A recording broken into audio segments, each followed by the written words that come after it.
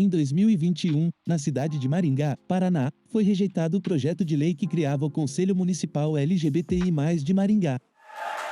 Está rejeitado o projeto com 4 votos favoráveis e 10 votos contrários.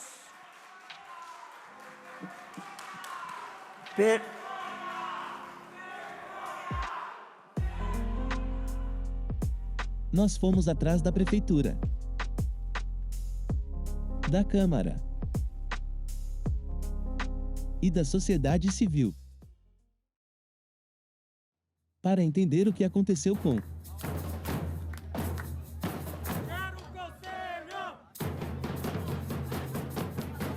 o quase Conselho LGBTI+ de Maringá. Episódio 2, a tramitação.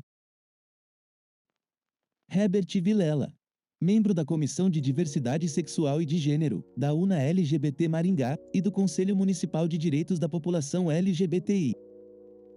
Então, o projeto de lei, praticamente, ele foi elaborado pela Comissão de Diversidade Sexual e de Gênero da OAB, mas foi avaliado por todos os movimentos de Maringá. Então, nós não queríamos que partisse somente da Comissão de Diversidade, chamamos todos os outros movimentos, a MLGBT, Resistrans, os movimentos acadêmicos, que temos aí o Deverso, no Dissex, todos os outros, se for relacionado, tem vários. Fran Rocha, atual presidenta do Conselho Municipal de Direitos da População LGBTI, foi presidenta da CDSG, especialista em Direito de Famílias e Sucessões e Direito LGBT+. Nós tivemos uma derrota, né, uma rejeição no ano de 2020, no início de 2020, que foi do nome social, né, que também foi rejeitado pelo nosso legislador aqui do município, e isso fez com que a gente se fortalecesse ainda mais para que esse projeto fosse concretizado. Luísa Álvares Beltrán, vice-presidente da Comissão de Diversidade Sexual e de Gênero da OAB Maringá. Co-presidente da Associação Nenhuma a Menos. A gente tentou fazer um movimento bem plural e até foi interessante esse movimento porque a gente acabou conseguindo unir as várias entidades que a gente tem LGBT aqui em Maringá, porque a gente tem várias entidades voltadas para isso em Maringá, né? Mas elas ainda estavam muito esparsas, cada uma atuando ali na sua letrinha, cada uma atuando num lugar, num canto. E aí a gente fez o texto dentro da Comissão de Diversidade Sexual e de Gênero, com base nos outros conselhos municipais que a gente tinha, inclusive com base no Conselho Municipal, se eu não me engano, de imigrantes, que foi criado ali na mesma época. Carolina Cleópatra, membro da Comissão de Diversidade Sexual e de Gênero, da Comissão de Enfrentamento à Violência de Gênero, da AMAD, e conselheira no Conselho Municipal de Direitos da População LGBTI. A gente pegou o projeto da lei de Conselho dos Imigrantes e utilizamos como base. Se o lei dos imigrantes foi aprovado, já sofreu todas as alterações que precisava, então logo é um projeto bom para a gente seguir. Então foi utilizado ele, né? A gente pegou aquele texto, estudou, viu o que era compatível com a nossa realidade, o que era benéfico, né? Pensamos nas cadeiras governamentais, não governamentais, e aí, feito um texto base, a gente convidou várias entidades que atuam na causa LGBT+, para discutir sobre esse texto. Olha, o que vocês acham, tá bom, não tá bom, para a gente ter realmente o diálogo com essas pessoas. E isso foi muito fortalecedor para nós, porque por mais que a gente tenha inúmeras divergências, sempre vão existir divergências, a gente conseguiu encontrar um ponto comum, né, um projeto comum. Então isso nos uniu demais. Então nós conseguimos fazer essa articulação e de uma maneira muito horizontalizada nós trabalhamos na produção desse material e dessa legislação. Fizemos, claro, que a técnica legislativa era das advogadas e dos advogados que compunham o grupo, e nós discutimos a possibilidade do que seria ou não incluído nesse texto da lei com a comunidade, né, com os grupos organizados. Pronto, o projeto foi apresentado para o prefeito, né? E foi conversado com a chefia do gabinete dele, foi tudo uma coisa muito bem acertada. Reunião em maio de 2021 entre Prefeitura e representantes LGBTI+. Foi marcada uma reunião com o prefeito Ulisses Maia, onde estiveram presentes todos os representantes desses movimentos, vereadores como a professora Ana Lúcia, o vereador Mário Verri e o pessoal da gerência e da secretaria, onde a gente apresentou essa proposta para que o executivo desse andamento na proposta da criação do conselho. Porque, veja bem, para criar um conselho tem que ser de iniciativa do executivo. Tem que ser um projeto de lei de iniciativa do executivo. Então, ele é que tinha que apresentar o projeto. Então, o projeto foi escrito por essa comissão, mas foi apresentado para o prefeito apresentar para a Câmara. Porque o prefeito poderia criar um comitê na canetada? Poderia. Só que depois, amanhã ou depois, entrasse outro prefeito no lugar, poderia ser revogado, né? Porque seria por decreto você pode revogar. O prefeito, ele foi bem aberto à nossa demanda, sabe? Sempre que a gente conversou com ele foi aberto a nos receber, ele foi aberto ao texto, a gente não teve problemas nesse sentido. A crítica que eu posso trazer aqui ao executivo na época foi que ele não mostrou uma posição na hora do vamos ver, assim, ele não colocou, olha, eu, prefeito, estou apoiando o projeto, né? Que foi a nossa crítica no final. Ele entregou o projeto e falou, olha, agora a Deus dará, vocês que vão ver como vocês vão resolver. O que eu até entendo também de um outro ponto, porque depois começaram a acontecer fake news, assim, desinformação da pior espécie. Então, eu imagino que para ele tivesse, não que eu concorde, mas eu imagino que para ele fosse uma situação delicada, para ele colocar ali o rosto dele na televisão e falar, sou a favor desse projeto. Gostaria que ele tivesse feito isso, mas ao mesmo tempo entendo que ele deve ter tido ali os motivos dele e também não sei se essa aparição pública dele assim teria feito tanta diferença. Aí a gente levava assim, um camalhaço de papel, que era o projeto de lei, mais 42 assinaturas que a gente fotocopiou. A gente pegou apoio de 42 instituições de Maringá, instituições e autoridades. E a gente levava junto, grampeado, nesse camalhaço. E aí, quando a gente apresentava, a gente falava sobre o projeto para o vereador e falava assim, olha, esse projeto está sendo apoiado pela APAI, está sendo apoiado pela OAB e mais um monte de declaração de instituição e autoridade. Ana Lúcia Rodrigues, professora e vereadora em Maringá. Quando eu vi o projeto, como ele foi elaborado pelo Executivo, mas já subsidiado pelas demandas e pelas discussões das organizações LGBT, ele chegou já assim, um texto muito bom, né? E eu fiquei feliz e fui apenas estudá-lo para poder defender na tribuna.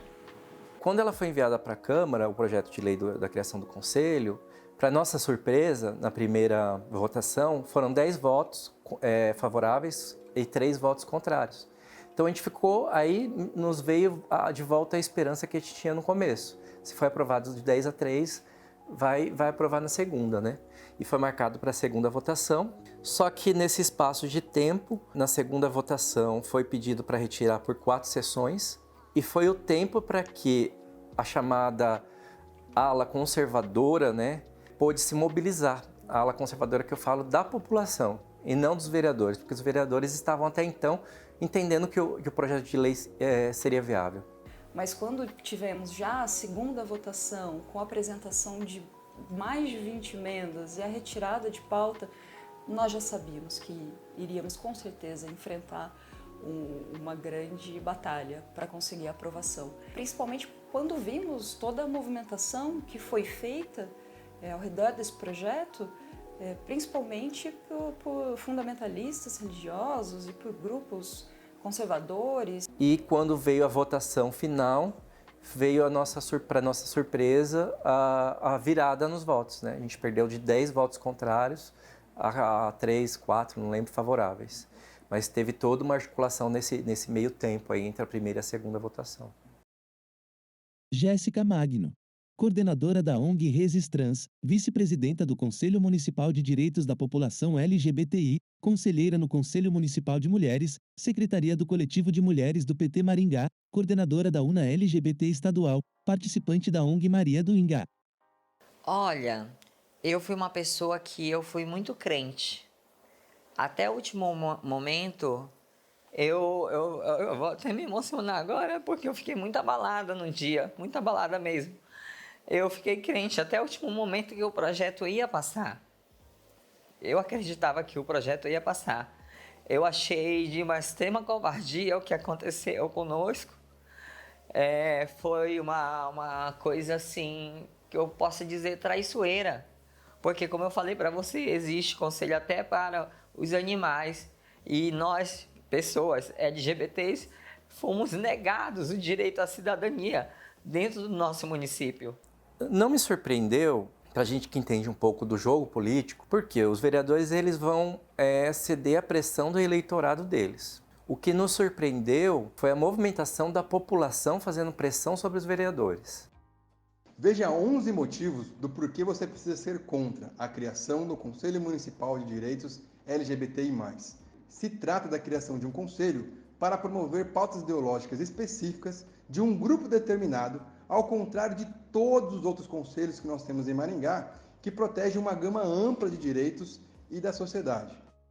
Para a gente é muito claro que a população LGBT+, precisa de políticas públicas voltadas, né, para nós. É um conselho para discussão, jamais imaginei que haveria a comoção que houve.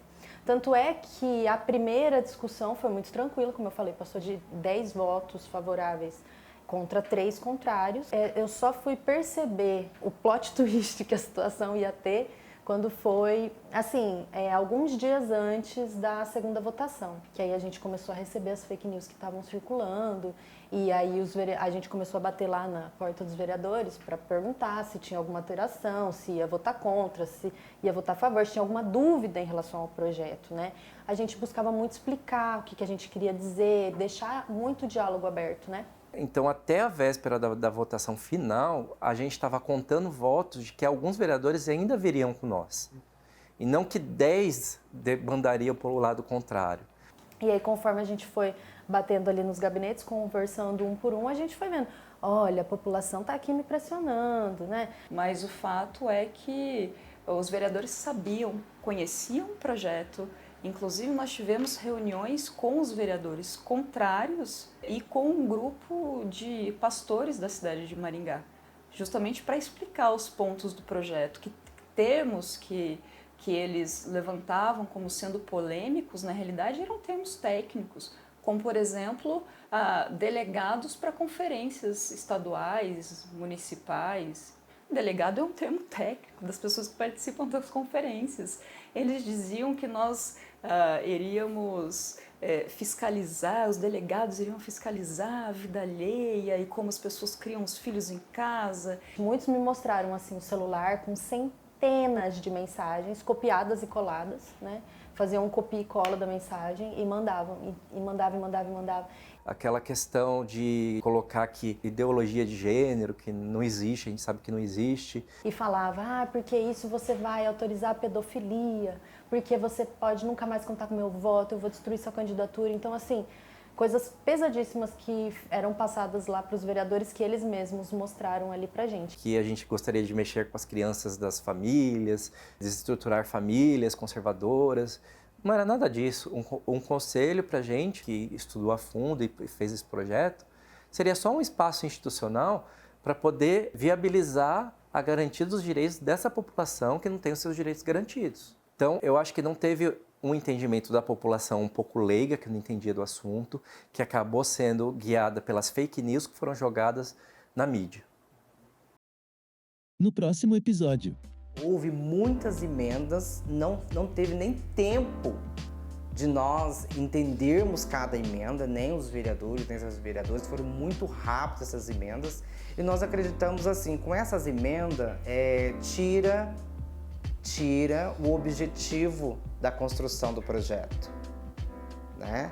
Porque nós...